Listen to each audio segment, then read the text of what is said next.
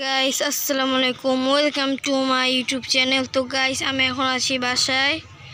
কয়েকদিন হয়েছে আমার বাজিগারটা বেচে দিয়েছি, আপনাদেরকে দেখাতে পারলাম না। ওই বাজিগারটা বেচে আমি একটা ছেলে ঘুঘু পাখি কিনবো, যাতে ওইটার সাথে একসাথে হয়ে ডিম দেয়।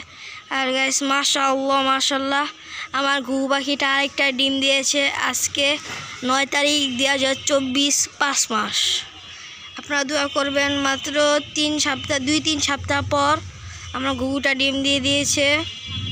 এখন আমি কাল বা পরশু দিন আমি একটা ছেলে ঘুঘু কিনবো, আপনাদের সাথে শর্টসে দেখা করবো গাইস।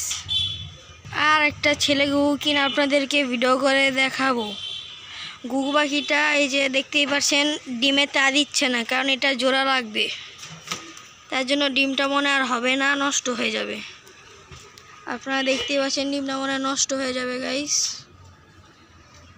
আর আমার পাশেই আসে কোয়েল পাখি। এই কোয়েল পাখিটা কয়েকদিন ধরে ডিম দিচ্ছে না, মাত্র 1 সপ্তাহ মতন ডিম দিয়েছে, তারপর থেকে ডিম দিচ্ছে না। এই কোয়েল পাখির ওজন হলো 5 থেকে 600 গ্রাম, আরও বেশি হবে।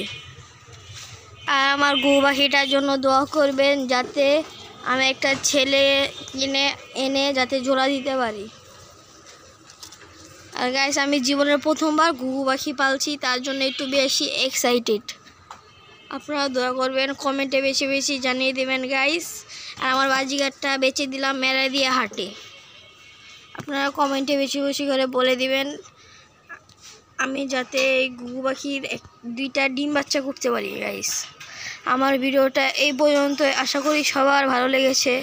তো বাই বাই, আসসালামু আলাইকুম।